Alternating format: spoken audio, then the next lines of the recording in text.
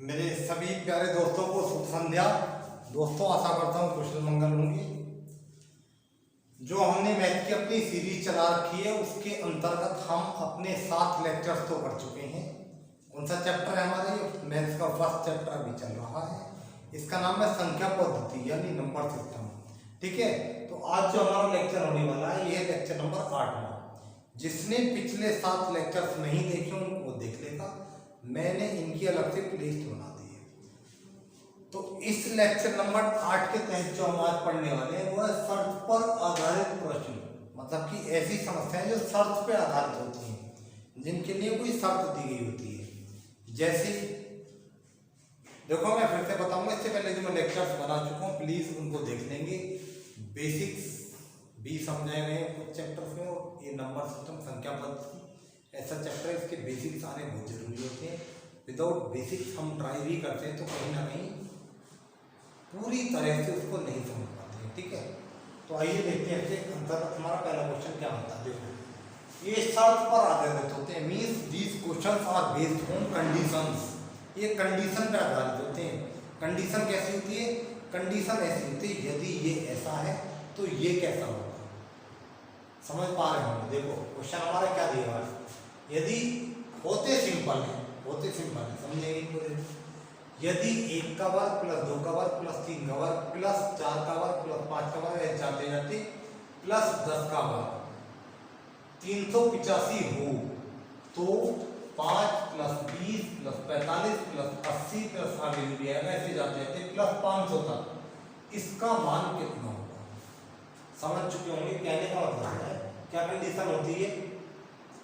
यदि 1 का वर्ग प्लस 2 का वर्ग प्लस 3 का वर्ग जाते जाते 10 के वर्ग तक, मतलब अपनी भाषा में बोले तो 1 से लेकर 10 तक की संख्याओं के वर्गों का योग दिया हुआ है। हमें कितना दिया हुआ है? 385। यदि ये इतना है तो 5 प्लस 20 प्लस 45 प्लस 80 लेकर 500 तक उनका योग कितना होगा। तो देखो सिंपल होता है, इनकी कंडीशन यहाँ पे दी है, सिंपल होता है। देखो कहने का मतलब क्या है, कहने का मतलब ये हमसे ये तो दिया हुआ है, वो पूछा है। ठीक है, अज्ञात क्या है? अज्ञात है ये वाला और ज्ञात है हमें ये वाला। तो क्या करेंगे, अज्ञात को निकालेंगे। देखते हैं अज्ञात में क्या है, क्या हमें फाइंड आउट करना है। 45 प्लस 80 प्लस जाते जाते जाते जाते प्लस 500। ठीक है, इसको हमें निकालना है। बहुत सिंपल है, कुछ भी नहीं है। देखो इस श्रृंखला में मैं देख पा रहा हूं कि 5 सभी संख्याओं में कॉमन है। क्या देख पा रहा हूं? मैं देख पा रहा हूं कि 5 सभी संख्याओं में कॉमन है। तो मैं क्या काम करता हूं, मैं इसमें से 5 को कॉमन ले लूंगा। 5 सभी संख्याओं में है ना, 5 सभी संख्याओं से कॉमन लिया जा सकता है, तो मैंने 5 को कॉमन ले लिया। तो देखो कॉमन का मतलब ये होता है जिस संख्या से कोई संख्या कॉमन ली जाती है ना, तो कॉमन ली जाने वाली संख्या से उस संख्या को भाग लग जाती है। सिंपल, कॉमन का मतलब ये होता है। तो देखो यहाँ से मैंने 5 कॉमन दिया, तो इस 5 को 5 से भाग लगी तो कितना बचा? 1। इस 20 को 5 से भाग लगी कितना बचा? 4। इस 45 को 5 से भाग लगी कितना बचा? 9। इसे भाग लगी तो कितना बचा? 16। प्लस जाते जाते जाते जाते कहाँ तक है हमारा? प्लस 500। ठीक है, मैं दोबारा दोहराता हूँ इस बात। सिंपल कहने का मतलब है जो हमारा अज्ञात वाला पोर्शन है उसमें से मैंने 5 को कॉमन ले दिया, और कॉमन लेने का मतलब ये होता है जो संख्या कॉमन ली जाती है उस संख्या से भाग लग जाती है। तो यहाँ हमने 5 कॉमन लिया तो 5 से प्रत्येक संख्या में भाग लग गई है। तो हमारा जो न्यू फॉर्मेट हमें मिल गया है, नई संख्या मिल गई, वो हमें ये मिल गई। अब देखो इसमें ध्यान से, पहली बात तो आप लोग समझ गए होंगे, लेकिन फिर भी नहीं समझे हो तो देखेंगे। देखो इसका मतलब क्या हुआ, इसका मतलब ये हुआ 5 तो ऐसा कैसे ही है, एक को मैं 1 का ही वर्ग लिख सकता हूँ, कोई दिक्कत नहीं है ना। ये किसका वर्ग है? ये 2 का वर्ग है। 9 किसका वर्ग होता है? 9 3 का वर्ग होता है। 16 किसका वर्ग होता है? 16 4 का वर्ग होता है। ऐसे जाते जाते 500 किसका वर्ग होता है हमारा? 500 नहीं भाई, ये तो हमने गलत लिख लिया। जब 500 को 5 से भाग लगी थी, यहाँ पे कॉमन दिया गया था, तो ये तो हमारा 100 बचा था। समझ गया नहीं? 500 में तो 5 लगी थी, 5 से भाग लगी थी जैसे सबको लगी थी, तो ये हमारा 100 जो है ये 100 किसका वर्ग होता है? ये होता है 10 का देखो। और ऑलरेडी हमसे बोला गया है 1 से लेकर 10 तक की संख्याओं का वर्ग हमें ऑलरेडी दिया है। वर्गों का योग कितना दिया है 385। असली में नहीं है जरूरी कि इतना ही हो, शर्त दी हुई होती कि यदि ये इतना है तो ये कितना होगा। बात समझ लो ना, ठीक है। तो देखो 5 को ऐसा कैसे ही लिखो और हमें पता है ये इसका मान कितना है, इसका मान हमें 385 दिया हुआ है, तो इसके स्थान पर इसका मान रख देंगे गुणा 385। तो कितना हो गया हमारा 5 पंजे 25 का 5 हाथ से लगा 2, 5 अट्ठे 40 हो तो 42 हाथ से लगा 4, 5 से 15 हो 4 19। और ये हमारा अंतिम उत्तर है। Means this is our final answer. समझ गए होंगे आप, बहुत सिंपल है, ठीक है नहीं। जिसको अभी भी समझ नहीं आया हो प्लीज इस क्वेश्चन को दोबारा देख के समझेंगे, बहुत आसान है, कुछ भी नहीं है, समझने आ जाएगा। बाकी इसको जल्दी से नोट कर लेंगे, उसके बाद में नेक्स्ट क्वेश्चन पे आता हूँ, ठीक है। चलो मैं तो नेक्स्ट क्वेश्चन पे आ ही जाता हूँ, आप वीडियो पॉज करके आप इसका नोट कर लेंगे। कहने का मतलब है आपको इस चैनल के माध्यम से कंप्लीट मैथ्स कराई जाएगी। प्लीज उस सारी कंप्लीट मैथ को ध्यान से पढ़ते रहेंगे और अपने नोट्स मेंटेन करते रहेंगे, ठीक है नहीं।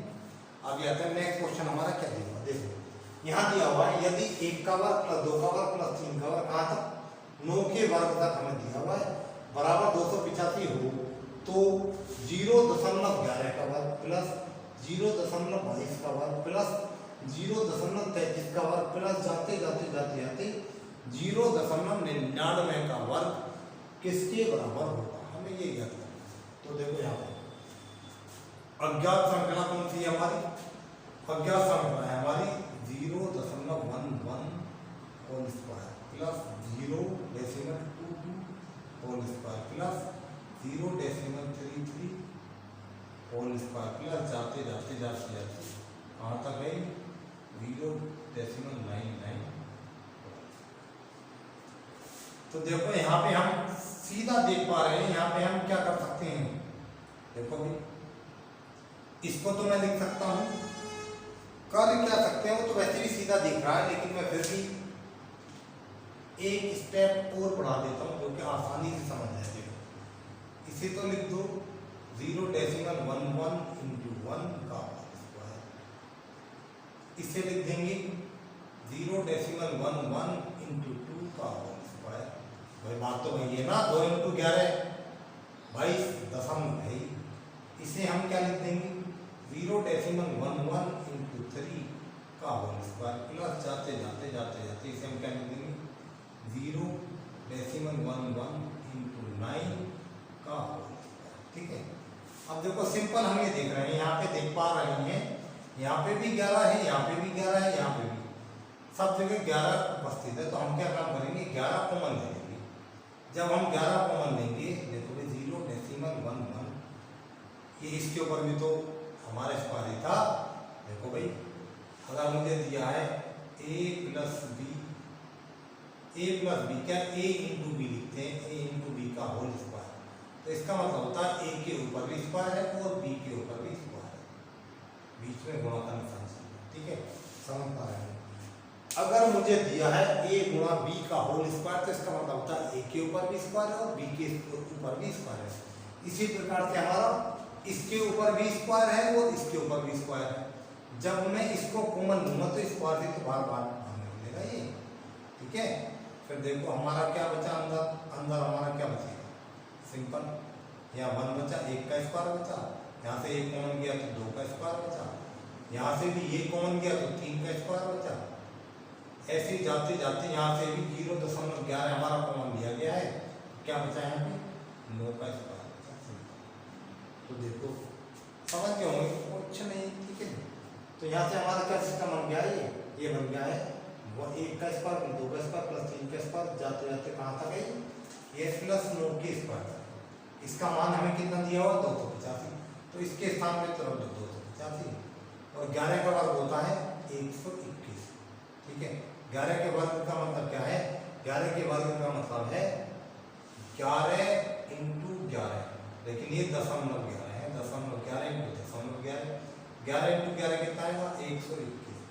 2 2 से पहले यहाँ दशमलव है, 2 से पहले यहाँ दशमलव है, तो कुल कितने से पहले दशमलव हो गया?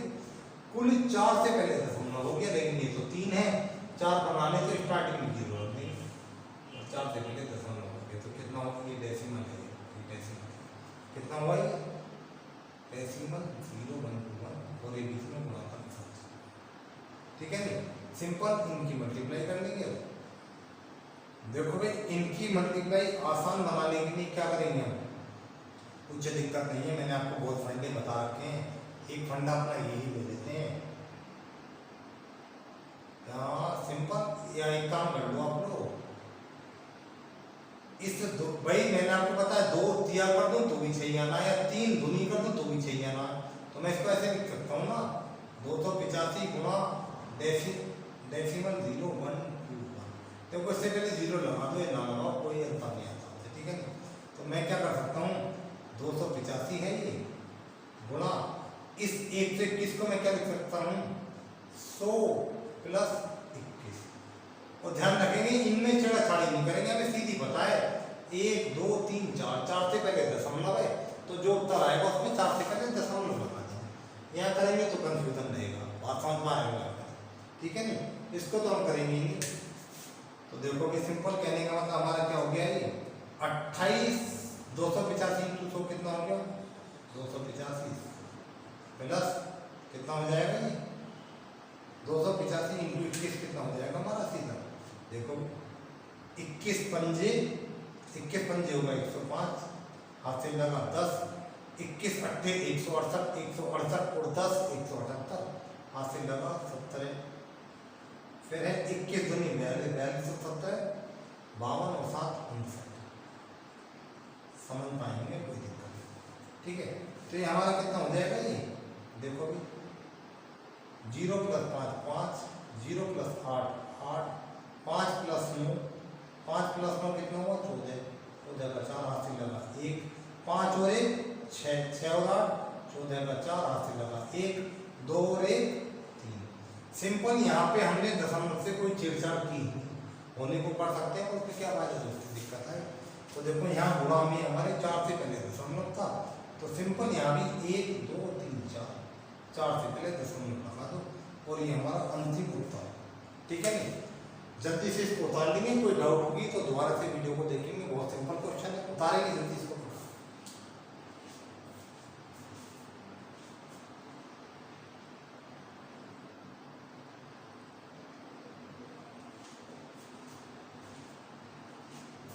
ये थोड़ा सा आपका उत्तर कट रहा है, तो समझने के लिए मैं यहाँ पर लिख देता हूँ। उत्तर आया हमारा 3.4485। इनका जोड़ जो आया हमारा 3.4485। ठीक है नहीं? वीडियो पॉज करके इसको नोट कर लेंगे और इनके नोट्स बनाते रहेंगे, फिर हम अगले क्वेश्चन पे।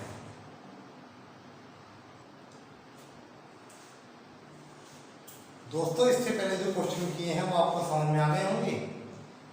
उससे आगे हम देखते हैं हमारा दूसरा टाइप क्या बन जाता है। उसी संबंधित शर्त पे आधारित संख्या बदल के कुछ भी हो सकता है। थोड़ा प्रैक्टिस कर लेंगे, आपका हो जाएगा। तो बाकी आने वाले टाइम में जब मैं लाइव आया करूँगा तो आपका टेस्ट भी हुआ करेगा। जो और अलग अलग से इनके टाइप बनेंगे वो आपके सामने रख दिए जाए करेंगे।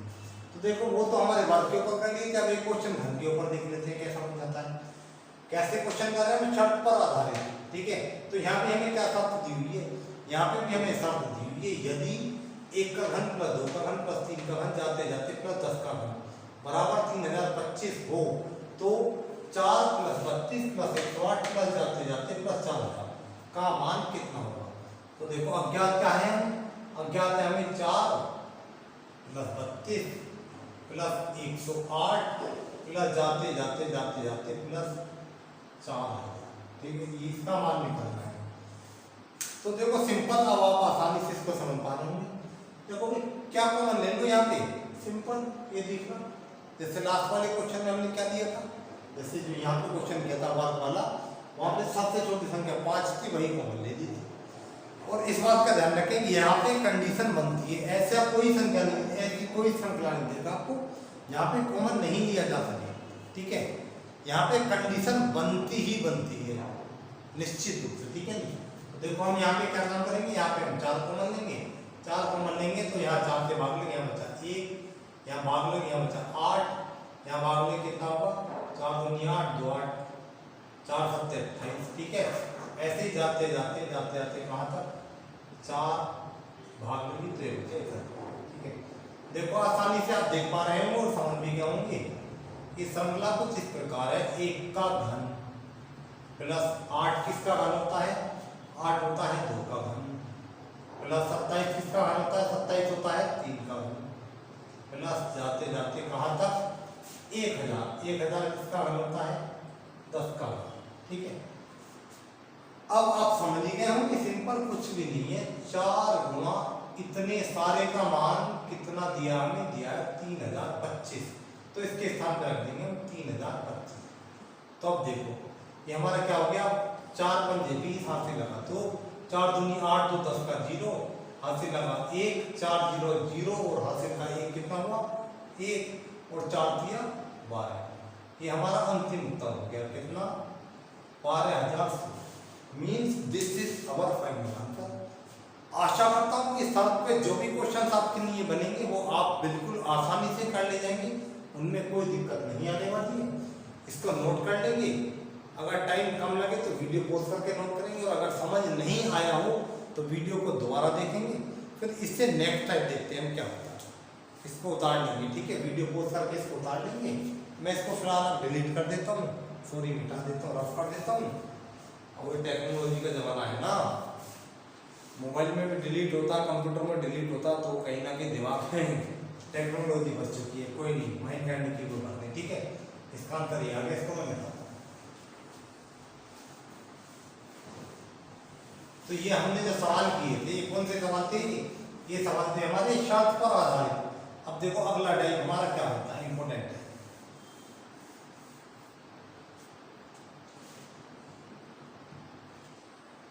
अगला टाइप हमारा बन जाता है, ये है हमारा भाज्यता पर आधारित। कहने का मतलब जो नेक्स्ट टाइम हमारा बना है, इसका नाम क्या है, भाज्यता पर आधारित। मतलब कि भाज्यता पर आधारित समस्याएं हमारे सामने आएंगी, हमको वो करनी है।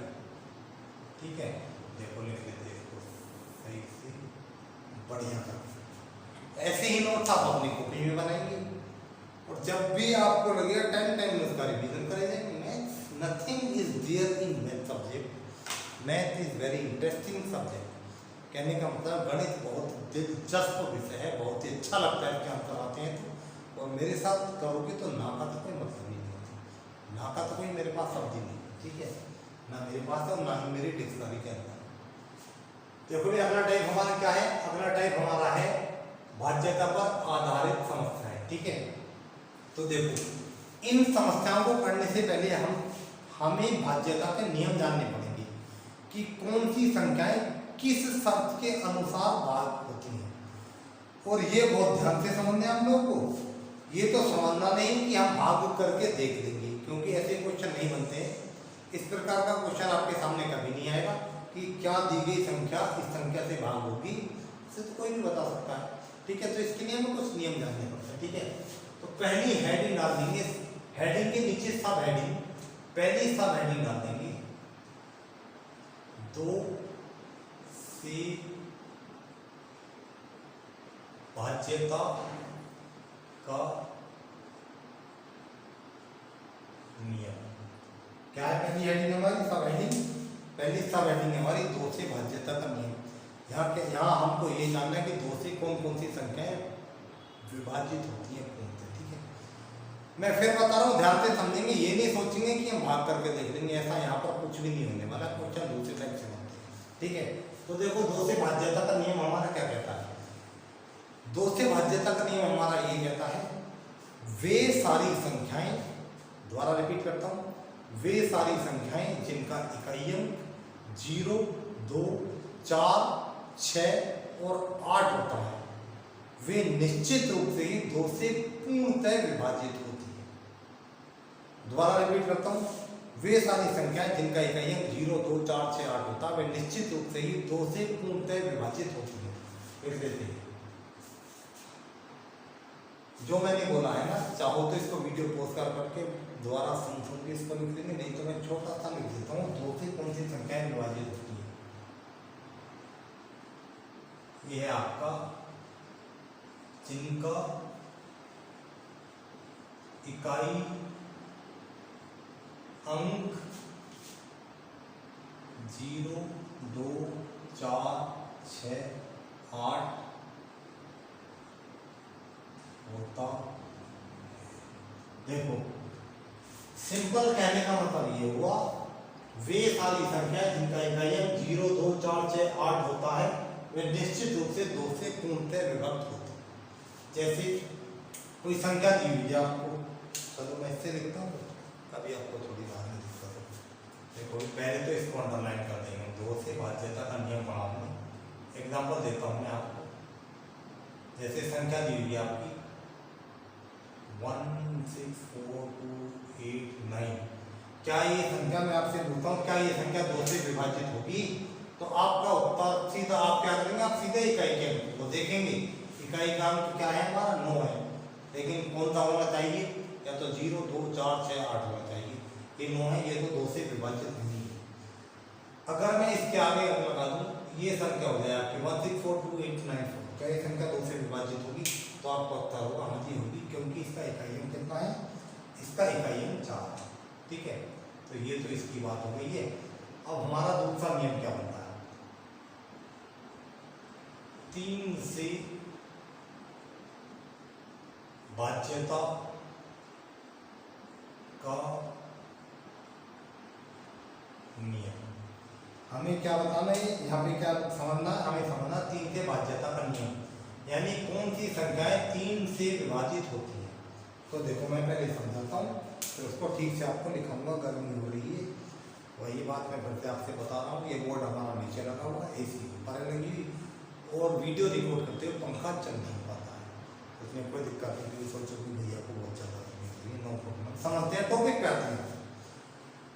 3 से भाज्यता का नियम क्या कहता है? 3 से भाज्यता का नियम ये कहता है, अगर दी गई संख्या के सभी अंकों का योग, दोबारा बताता हूं, अगर दी गई संख्या के सभी अंकों का योग 3 से विभाजित होगा तो संख्या भी पूर्णतः 3 से विभाजित होगी। समझते हैं? पहले मैं इसका एग्जाम्पल लिखता हूँ, उसके बाद इसकी डेफिनेशन लिखेंगे। पहले इसको समझना है। मैं एक संख्या दे रहा हूँ 22,648। मैं आपसे पूछता हूँ क्या ये संख्या 3 से विभाजित होती है? तो आप क्या काम करेंगे, इस संख्या के 22,648 के सभी अंकों का योग करेंगे। देखो 2 और 2 4 और 6 10 और 4 14 और 8 कितना हुआ? 22। ठीक है, दोबारा रिपीट करते हैं। 2 2 4 6 10 4 14 और 8 22। क्या 22 3 से विभक्त होता? नहीं होता। तो हमारा उत्तर हो कि यह संख्या भी 3 से विभक्त नहीं होती। मैं तो एक काम करता हूँ, इस संख्या को ये बना देता हूँ, ये संख्या, ये कितनी हो जाएगी? ये संख्या आपको संख्या दी हुई है 22,64,811 और आपसे पूछा है कि क्या ये संख्या 3 से विभक्त होती है? तो हम क्या काम करेंगे, दी गई संख्या के अंकों का योग करेंगे। 2 2 4 6 10 4 14 और 8 22 और 1 23 और 1 24। क्या 24 3 से विभक्त होगा? तो आपका उत्तर होगा। अगर होगा तो ये संख्या भी 3 से विभक्त होगी। ठीक है, तो सिंपल कहने का मतलब हो गया, अगर दी गई संख्या के अंकों का योग 3 से विभक्त होगा तो संख्या भी 3 से विभक्त होगी। ठीक है, लिख देते हैं इसके हल्का सा ऐसे, अगर संख्या के अंकों का योग 3 से विभाजित हो सकता है। यहाँ पे आपको नहीं दिखे, कोई दिक्कत नहीं, यहाँ लिख देते हैं विभाजित होगा तो संख्या निश्चित रूप से 3 से विभाजित। कहने का मतलब ये हुआ, अगर संख्या के अंकों का योग 3 से विभाजित होगा तो संख्या भी 3 से विभाजित होगी, अन्यथा नहीं। आशा करता हूँ जो भी मैंने आपको समझाया बहुत अच्छे तरीके से समझ आ गया होगा और कभी भी कोई दिक्कत नहीं आने वाली है। ऐसे मैं फिर बता रहा हूँ, ऐसे कभी नहीं सोचिए कि हम तो भाग करके देख लेंगे। क्वेश्चंस दूसरे टाइप के बनते हैं। जितने भी संभावित समस्याएं हैं यहाँ से बनने की संभावना है, आने वाली परीक्षाओं में भी सारे आपको अगले लेक्चर में कराए जाएंगे। फिलहाल मैं इनका बेसिक समझा रहा हूँ, इनके बिना समझे वो नहीं करते, ठीक है नहीं। अब देखो नेक्स्ट हमारा 3 के बाद सीधे आते हैं 9 पे। अब ये तो सोचना नहीं 3 के बाद सीधे 9 पे क्यों आते हैं। 3 के बाद सीधे 9 पे इसलिए आ रहे हैं क्योंकि 3 और 9 का नियम एक सा है। 9 से भाज्यता का नियम। सिंपल हमें क्या जानना है कि 9 से कौन कौन सी संख्याएं पूर्णतः विभाजित होती है, हमें यहाँ पे ये जानना है। तो देखो आप लोग देखेंगे, अगर दी गई संख्या के सभी अंकों का योग 9 से पूर्णतः विभाजित होगा तो संख्या भी 9 से विभाजित होगी, अन्यथा नहीं। दोबारा बोलता हूं, अगर दी गई संख्या के सभी अंकों का योग 9 से विभाजित होगा तो संपूर्ण संख्या भी 9 से विभाजित होगी, अन्यथा नहीं। सिंपल कहने का मतलब है यहाँ 3 से विभाजित होना चाहिए क्या, योग अंकों का, और यहाँ पे 9 से विभाजित होना चाहिए। देखो इसको कर देते हैं ऐसे, इसको नोट कर लेंगे आप लोग। यहाँ पे कैसे लिखना है, देखो अगर संख्या के अंकों का योग 9 से विभाजित होगा तो संख्या भी 9 से विभाजित होगी, अन्यथा नहीं। सिंपल यहाँ 3 की जगह क्या रख देना, यहाँ 9 रख देना। 9 से विभाज्यता का नियम नहीं देगा। देखो मैं जैसे एक संख्या लेते हैं, संख्या है मेरी 52,38,928। मुझे जानना है कि क्या ये संख्या 9 से विभाजित होगी। मुझे क्या जानना है कि क्या ये संख्या 9 से विभाजित है। तो मैं क्या काम करूंगा, इस संख्या के सभी अंकों का योग करूंगा। क्या काम करूंगा मैं इस संख्या के सभी अंकों का योग करूंगा। तो देखते हैं, देखो 5 और 2 7, 7 और 3 10, 10 8 18, 18 5 और 2 10, 10 3 13, सॉरी 5 और 2 10, 10 3 13, 13 और 8 21, 21 और 2 23, 23 और 9 32, 32 और 8 40। दोबारा देखते हैं, देखो 8 2 10 19, 19 8 27 30, 32 5 37। तो गलती कर रहा है मैं एडिशन में, दोबारा चेक करेंगे। 8 और 2 10, 10 और 9 19, 19 और 8 27, 27 और 3 30, 2 32 और 5 37। सभी अंकों का योग हमारा कितना आ रहा है, सभी अंकों का योग आ रहा है 37। तो मैं आपसे पूछता हूँ क्या 37 9 से विभाजित होता है। तो आपका उत्तर होगा नहीं होता। तो नहीं होता तो ये संख्या भी 9 से विभाजित नहीं। क्या कंडीशन चाहिए, सभी अंकों का योग 9 से करना चाहिए, सिंपल। तो 3 और 9 के एक से हो गए। 3 में क्या होना चाहिए, सभी अंकों का योग 3 से, और 9 में सभी अंकों का योग 9 से विभाजित होना चाहिए, ठीक है। तो हमने क्या पढ़ लिया, 2 पढ़ लिया, 3 पढ़ लिया, 9 पढ़ लिया। अब सीधा करेंगे हम 4 से विभक्ति का नियम, जान लेते हैं।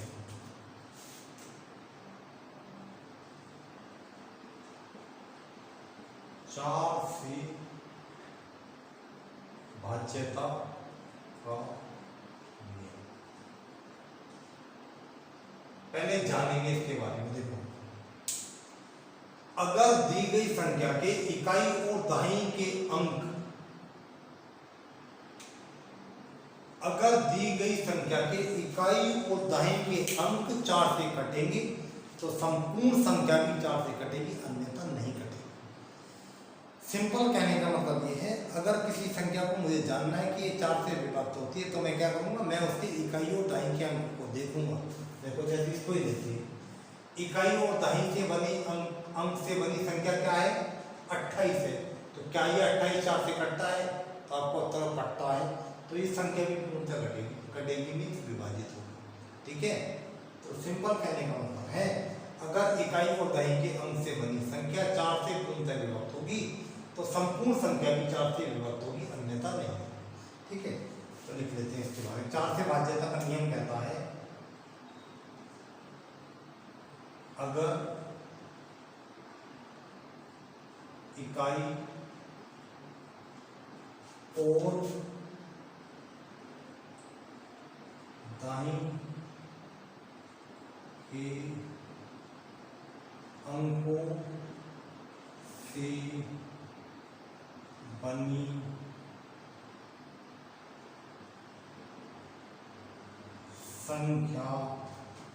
दाईं के अंकों से बनी संख्या 4 से विभाजित होती है तो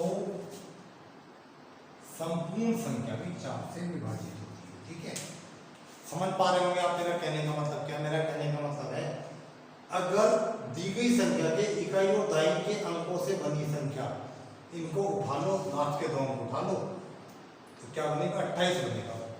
अगर 28 4 से कटेगा तो संपूर्ण संख्या भी 4 से कटेगी, अन्यथा नहीं कटेगी। तो हमने वही लिखा है अगर इकाई और दाईं के अंकों से बनी संख्या 4 से विभाजित होगी तो संपूर्ण संख्या भी 4 से विभाजित होगी, अन्यथा नहीं होगी। यह आपका विभाजित। जल्दी से इसको उतार लेंगे, फिर नेक्स्ट इसके आगे देखते हैं। उतारेंगे जल्दी फटाफट।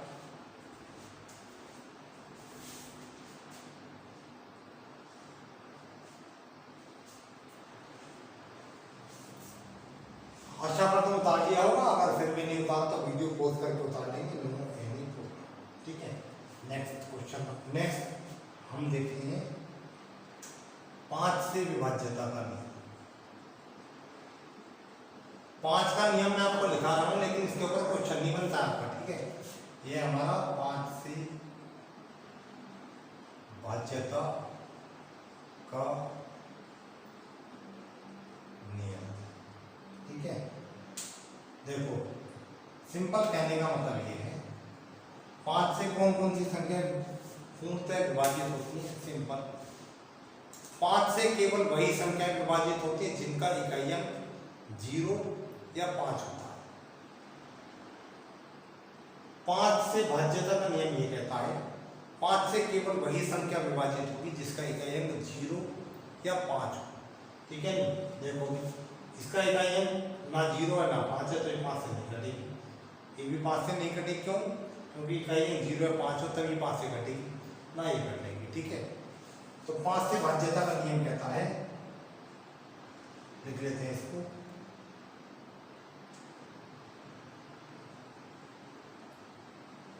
अगर इकाई अंक 0 या 5 हो तो ही संख्या 5 से कटेगी, अन्यथा नहीं। क्या निकालने? अगर इकाई अंक 0 या 5 हो तो ही संख्या 5 से घटेगी, अन्यथा नहीं घटेगी। 5 के ऊपर बेसिकली आपके क्वेश्चन नहीं बनते हैं, लेकिन हम पढ़ रहे हैं क्रम में, तो मैंने लिखा दिया। ठीक है, क्वेश्चन जो बनेंगे, जिस प्रकार के आज तक बने हैं और जो आगामी किसी भी परीक्षा में बनने की संभावना है, वे सभी संपूर्ण क्वेश्चन आपको कराए जाएंगे। ठीक है, हर टाइप के किस प्रकार के क्वेश्चन बनते हैं। तो देखो हमने किस किस का जान लिया, हमने 2 3 4 5 9 का तो जान ही लिया, लेकिन क्रम में 5 का। इसके बाद हमारा नंबर आता है 5 के बाद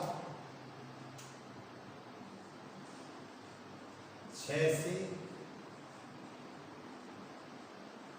भाज्यता का नियम, मतलब कि 6 से कौन कौन सी संख्याएं विभाजित होती है। ये भी बहुत सिंपल है, क्वेश्चन अक्सर यहाँ से भी आपसे नहीं बनते हैं, लेकिन जान लेते हैं। इंपॉर्टेंट क्या पढ़ना है आपको? 2 3 9 4, फिर 7 आएगा, फिर 8 आएगा, फिर 11 आएगा। सिंपल। ठीक है, ये बस समझ रहे हैं। 6 से भाज्यता का नियम। 6 से भाज्यता का नियम क्या कहता है? कहने का मतलब है कि 6 से कौन कौन सी संख्याएं पूर्णतः विभाजित होती हैं। तो देखो सिंपल कहने का मतलब ये है, अगर दी गई संख्या 2 से और 3 से विभाजित होगी तो निश्चित रूप से वह 6 से भी विभाजित होगी। दोबारा रिपीट करता हूं, अगर दी गई संख्या 2 और 3 से विभाजित होगी तो निश्चित रूप से ही वह 6 से भी विभाजित होगी। ठीक है नहीं? भाई 2 से देखना तो 4 देखो, 3 से देखना तो योग कर लो। 2 से भी कटे, 3 से भी कटे, यानी विभाजित हो तो वो 6 से भी विभाजित हो। हल्का सा लिख देते हैं,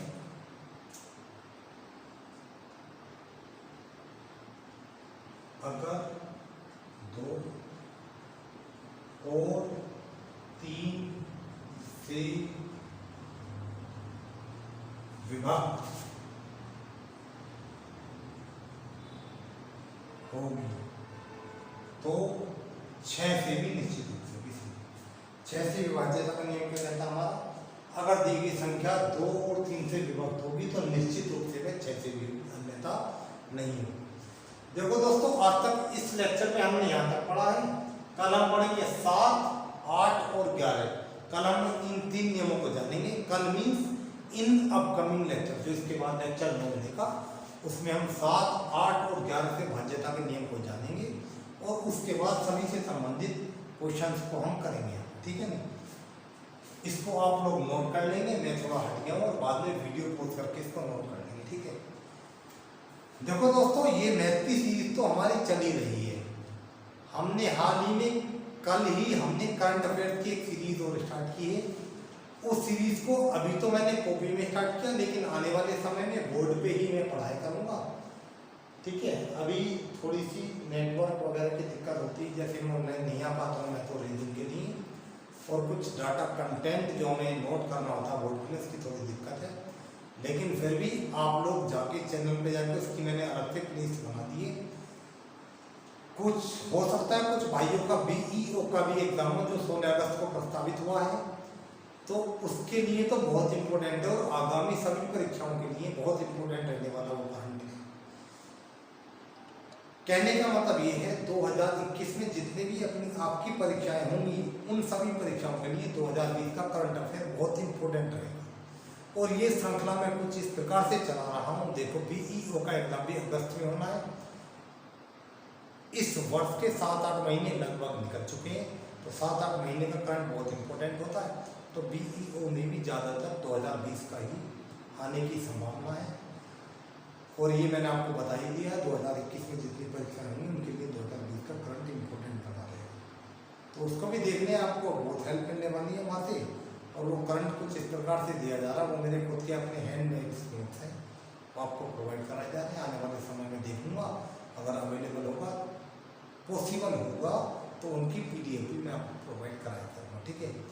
बहरहाल जो हमने ये पढ़ा है, ये आपको ठीक से समझ आ गया होगा। इन्हें एक बार ठीक से पढ़ लेंगे, क्योंकि अगर इन्हें आप ठीक से नहीं पढ़ेंगे तो कल जितने भी क्वेश्चन हम करने वाले हैं वहाँ कहीं ना कहीं दिक्कत होने वाली है, ठीक है। इन्हें ठीक से पढ़ लेंगे और बाकी जब क्वेश्चन करेंगे आपको कुछ समझ आ जाएगा। तो मेरे दोस्तों, जिन मेरे भाइयों को समझ आया हो, श्रृंखला हमारी इसी प्रकार से चलती रहे, तो प्लीज़ इस चैनल को लाइक, सब्सक्राइब और अदर ग्रुप में इसको शेयर करेंगे कि हमारे चैनल पे अतुल भैया द्वारा संपूर्ण मैथ का कोर्स बहुत ही तसल्लीपूर्वक कराया जा रहा है। इसी के साथ मैं इस वीडियो को अंत करता हूं और नेक्स्ट वीडियो में मैं आपसे जल्दी ही मिलूंगा। जब तक के लिए गुड बाय।